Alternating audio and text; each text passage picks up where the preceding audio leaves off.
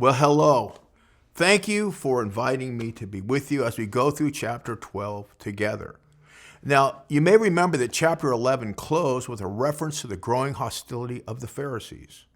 Now, our chapter 12, opens with Jesus warning his disciples not to fall into the same trap that the Pharisees did. Let's read verse 1. And under these circumstances, after so many thousands of people had gathered together that they were stepping on one another, he began saying to his disciples, "Beware of the leaven of the Pharisees, which is hypocrisy." Now, Jesus addresses his disciples and warns them to watch out for the leaven or yeast of the Pharisees. Now that Jesus and his disciples have become so successful that many thousands are gathering to them, Jesus warns them of the danger that comes with success and popularity. Now, yeast is used because of its ability to work gradually, slowly, and silently to transform an entire loaf of bread.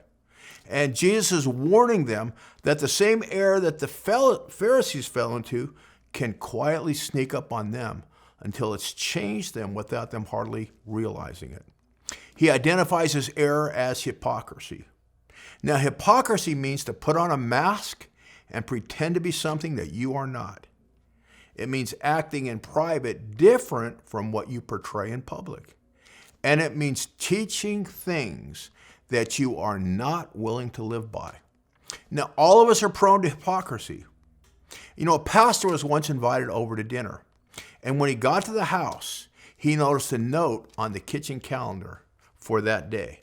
And it read, "Pastor's coming over for dinner. Dust off all our Bibles." Now, God hates hypocrisy. And Jesus gave orders that the disciples get a reality check. And that is that God exposes hypocrisy. Verse 2 and 3. Now there is nothing covered up that will not be revealed, or hidden that will not be known. Accordingly, whatever you have said in the dark will be heard in the light, and what you have whispered in the inner rooms will be proclaimed on top of the housetops. You see, Jesus says if we allow hypocrisy to grow in our life, we will face exposure and humiliation. That's a terrible thought, and it's a hard word to say. Jesus then points out three main causes for hypocrisy to make it grow in our heart.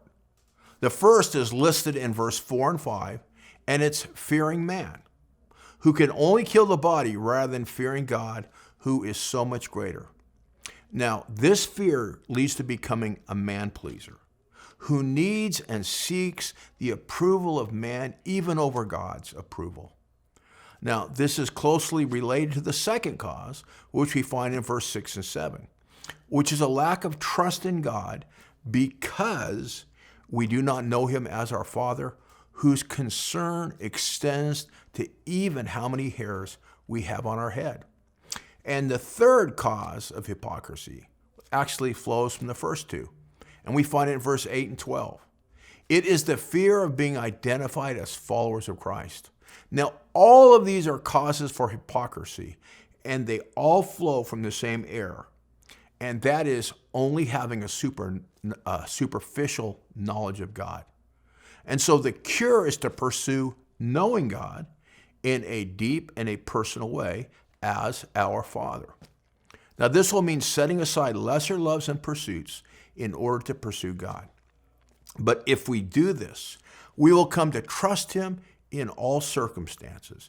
And even if we are falsely accused or persecuted, we read in verse 12, Jesus tells us that God will provide us with what to say in that moment. You see, Jesus reminds us that we have a responsibility to bear witness for Christ even under the most trying circumstances. Now, Jesus next points out two things that can undermine our faithfulness to him. And we read these in verses 15 through 30. The first is greed for material things, and the second is the related fear of not having enough. Now, while it's normal for unbelievers to lust for possessions and to fear not having enough, Jesus says it must not be so for his followers. He reminds us that if we will seek first his kingdom, then our Father will give us all that we need. And then he encourages us with these wonderful words. Chapter 12, verse 32. Do not be afraid, little flock, for our Father has chosen gladly to give you the kingdom. Isn't that wonderful? He wants to give us the kingdom, and with it, every good word, every good thing. Now, we are not to treat our material goods as ends in themselves, but rather as tools to gain the true riches. Verses 33 and 34. Sell your possessions and give to charity. Make yourself money belts which do not wear out, an unfailing treasure in heaven, where no thief comes near, nor moth destroys. Now listen to this. For where your treasure is, there will your heart be also. See, Jesus teaches us that we can use our treasures to practice heart management. If we use our treasures, for instance, our money and our time, primarily to pursue earthly pleasures, then our heart will be captured by the things of this world. But if we use them to pursue God's kingdom and his mission, then our hearts will be drawn to the kingdom, for that is where we have invested our treasure. Another important principle to help us avoid worldly hypocrisy and live in Christian integrity is to live our lives in the light of eternity. Remember that this life is short and eternity is forever. We should never forget that it will not be long before we all face Jesus and are accountable to him. Now, even in this life, Jesus comes and tests our lives for fruitfulness. And if we've been fruitful, we will receive a blessing. Let's look at verse 35 and 37. He says, be dressed in readiness and keep your lamps lit. Verse 37. Blessed are those slaves whom the master will find on the alert when he comes. You see, we must live each day with an awareness that we serve Jesus and that we are called to be fruitful. And never forget, always remember, God is a rewarder. The last important lesson in this chapter is that we must rightly understand our place in this world and understand the times we are in. Now, Jesus makes clear our relationships to the world in verse 51. He says this, I have come to cast fire upon the earth, and how I wish it were already kindled. Verse 51. Do not suppose that I came to grant peace on the earth. I tell you no, but rather division. Now, belief in Jesus or rejection of him is the greatest dividing line in the world. It divides even marriages and families.